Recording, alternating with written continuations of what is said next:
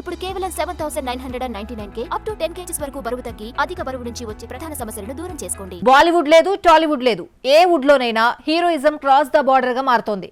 Violence levels పెచ్చిమీరుతున్నాయి. Mass and action హీరోలుగా గుర్తింపు తెచ్చుకునేందుకు హింసాత్మక ధోరణిని ఎంచుకుంటున్నారు. ఇక ఫ్యామిలీ ఆడియన్స్ చిన్నారులు థియేటర్స్ కు రావడం కష్టమేనా? ఇలాంటి చిత్రాలతో ఏం చెప్పాలనుకుంటున్నారు? ఇకపై నా నుండి వచ్చే సినిమాలు చిన్న పిల్లలు చూడలేరు అంటూ స్టేట్మెంట్ ఇచ్చాడు నాని. ఇప్పటి వరకు క్లాసీ లుక్స్ లో పక్కింటి కుర్రాడిగా కనిపించిన ఈ న్యాచురల్ స్టార్ ఈ పోటీ ప్రపంచానికి తగ్గట్టుగా వైలెంట్ హీరోగా మారిపోయాడు. ఆల్రెడీ హిట్ 3లో రక్తపాతం పీక్స్ లెవెల్లో చూపించాడు. రాబోయే ప్యారడైజ్ లో కూడా దీన్ని మించి ఉండొచ్చు. కేవలం నాని మాత్రమే కాదు, మాస్ అనిపించుకునేందుకు బాలీవుడ్ నుండి మాలీవుడ్ వరకు హీరోలందరూ సైలెంట్ నుండి వైలెంట్ యాంగిల్లోకి మారిపోతున్నారు. స్క్రీన్ ను బ్లడ్ తో తడిపేస్తున్నారు. అర్జున్ రెడ్డిలో హీరోను ఒక ప్రేమ పిచ్చోడుగా చూపించిన సందీప్ రెడ్డి వంగ యానిమల్ దగ్గరకు వచ్చేసరికి మోస్ట్ వైలెంట్ గా మార్చేశారు. పదునైన ఆయుధాలతో విలన్స్ ను ఊచకోత కోసేశాడు. నెక్స్ట్ స్పిరిట్ లో ప్రభాస్ ఇలా ఉన్నా ఆశ్చర్యపోక్కర్లేదు.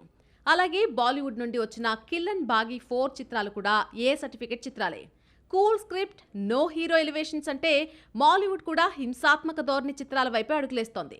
మార్కోని బాలీవుడ్ ఆడియన్స్ కూడా చూడలేకపోయారంటే రక్తపాతం ఆ లెవెల్లో ఉంది. మరి ఈ సినిమాను చూడలేకపోయా అంటూ కిరణ్ అబ్బవరం స్టేట్మెంట్ ఇవ్వడం గమనార్హం. కేజీఎఫ్ చిత్రాలతో పాపులర్ అయిన కన్నడ హీరో యష్ గత సినిమాలతో పోల్చుకుంటే బడ్జెట్తో పాటు వైలెన్స్ కూడా పెంచేస్తున్నాడు. రీసెంట్లీ రిలీజ్ చేసిన టీజర్ ఈ విషయాన్ని ప్రూవ్ చేస్తుంది. గన్స్ అండ్ వెపన్స్ అని తేడా లేకుండా పదునైన ఆయుధాలతో చిటికలో ప్రత్యర్థుల ప్రాణాలను హరించేస్తున్నారు. టీజర్ ఈ లెవెల్లో ఉందంటే ఇక సినిమాలో ఇంకెంత హింసాత్మకత ఉందో అర్థం చేసుకోవచ్చు.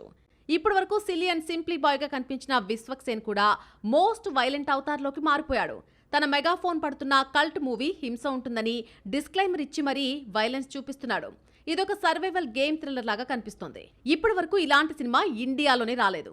కానీ ఇదే హీరోయిజం అనుకుని, ఇదే మాస్ అనుకుని తెరపైన రక్తపాతం చూపిస్తున్నారు హీరోస్.